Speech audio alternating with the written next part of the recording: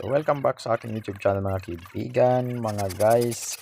Sa araw na to guys ay magagawa tayo ng sombrero ng pinili kong CCTV para ilalagay ko dito guys sa payag namin dito sa dagat o bahay kubo namin dito sa dagat mismo.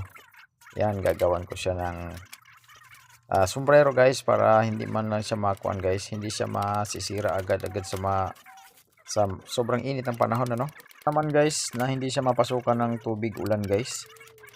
Kahit naka water resistance yung ating o naka waterproof ang ating camera Ito yung CCTV camera guys na nagro-rotate. Dual camera siya. Tinatawag nito ay PTC PTC CCTV camera. Yung nagpa-pan-tilt zoom siya guys. Makokontrol mo siya left and right, up and down. Nagzo-zoom in, zoom out siya guys.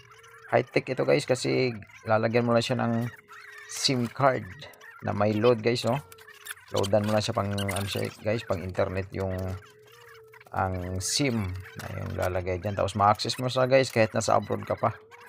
Ganyan na sa high-tech ngayon guys. Na-order ko to guys sa Lazada. Yan. Mura lang siya guys, 2,000 plus kasama na yung shipping fee nito.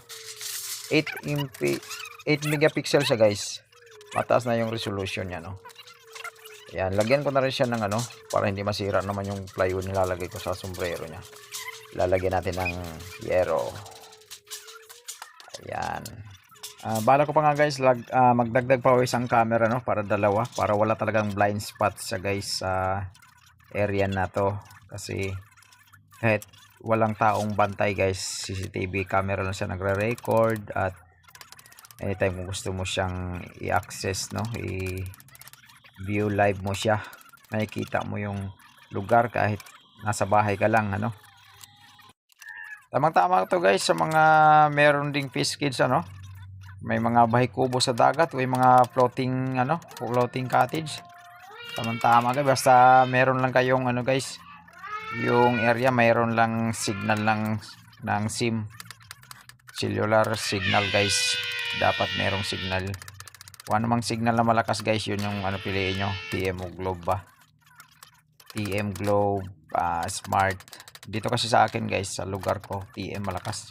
Globe, napakalakas ng signal dito. Pero yung Smart medyo mahina guys. Kahit pinili ko Globe. Sobrang lakas guys. Access ko dito sa bahay.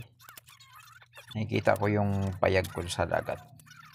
So yun guys, kung nagustuhan nyo mga ganitong video guys, paki-subscribe na lang ulit sa aking YouTube channel at huwag na rin kalimutang pindutin ang notification bell button yan